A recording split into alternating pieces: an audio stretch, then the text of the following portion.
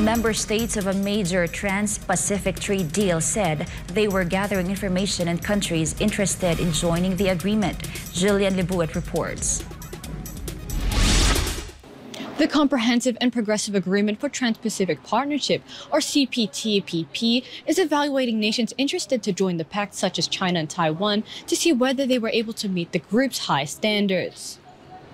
Formed in 2018, the CPTPP is a free trade agreement between 11 countries, including Australia, Canada, New Zealand, Japan, Brunei, Chile, Malaysia, Mexico, Peru, Singapore, and Vietnam. The combined GDP of its member states has reached $13.5 trillion and includes some of the largest fast-growing economies in the world.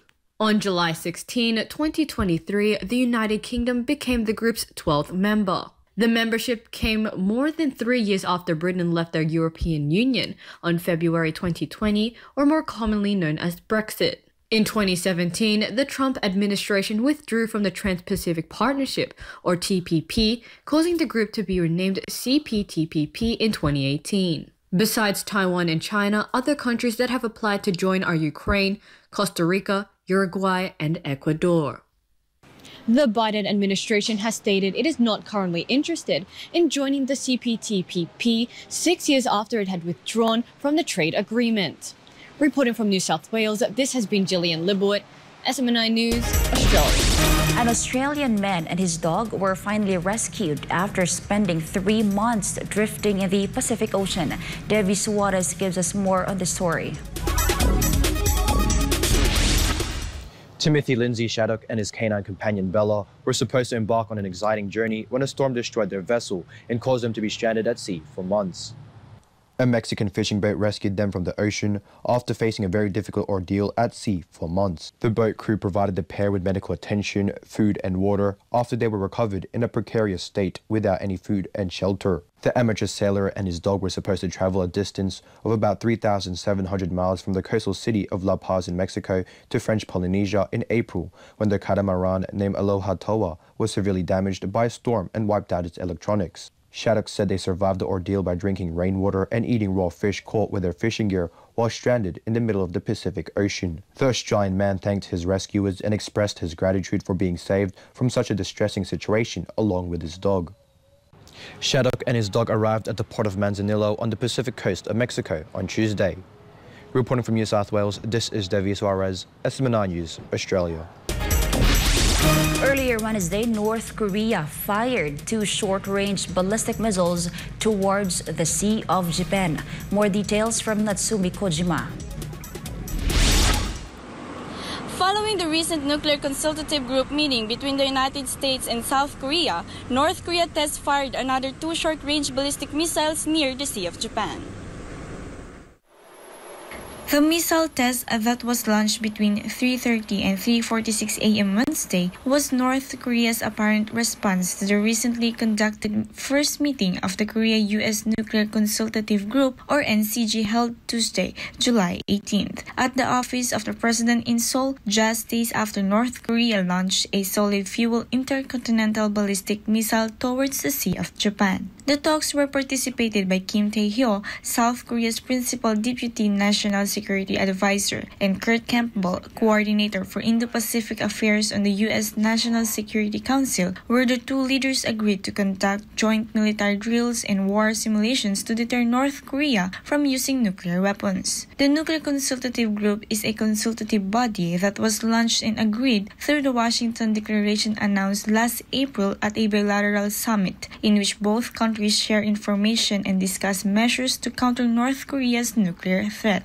Japanese Defense Minister Yasukazu Hamada disclosed that the 2 projectiles fell outside Japan's exclusive economic zone, 370 kilometers from its coastline.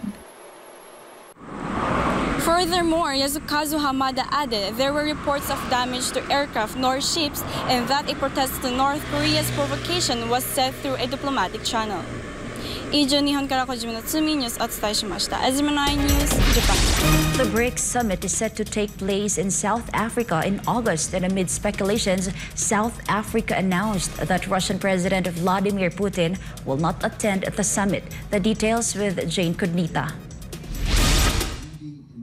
The office of South African President Cyril Ramaphosa announced that Russian President Vladimir Putin will not attend the BRICS summit leaders set to take place in Johannesburg, South Africa in August. A statement released by the office of the South African president on Wednesday said, quote, "By mutual agreement, President Vladimir Putin of the Russian Federation will not attend the summit, but the Russian Federation will be represented by Foreign Minister Mr. Sergei Lavrov." Russia, on the other hand, has yet to confirm South Africa's statement. It can be remembered that the office of Russian President Putin said no final decision has been taken regarding his plans for the BRICS summit. The BRICS is an acronym for Brazil, Russia, India, China, and South Africa, the fast-growing economies of the world, and the event in August would be the first face-to-face gathering of BRICS leaders in several years. Talks on whether Putin will attend the summit has been looming for months, as South Africa is a member of the International Criminal Court, or the ICC. The said body issued an arrest warrant for Putin over his alleged role of kidnapping Ukrainian children, to which Russia has rejected, saying that such charges are politically motivated and misrepresenting the evacuation of Ukrainian children from the conflict zone. It can also be remembered that South African President Cyril Ramaphosa on Tuesday warned that the ICC arrest warrant for Putin would amount to a declaration of war against Russia, and that it would be inconsistent for the South African Constitution to risk engaging a war with Russia, and the move would also fail his duty to protect his country.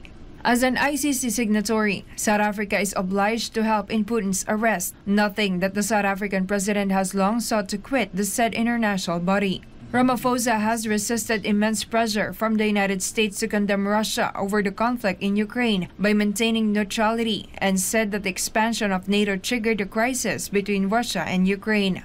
South Africa's leading opposition party, the Democratic Alliance, on the other hand, demanded that the government arrest Putin and turn him over to the ICC once he sets foot in the country. Russia, meanwhile, is not a party of the Rome Statute that established the ICC. The Kremlin has said that the ICC has no authority against Russia. Reporting, this has been Jane Cunita, SMNI News.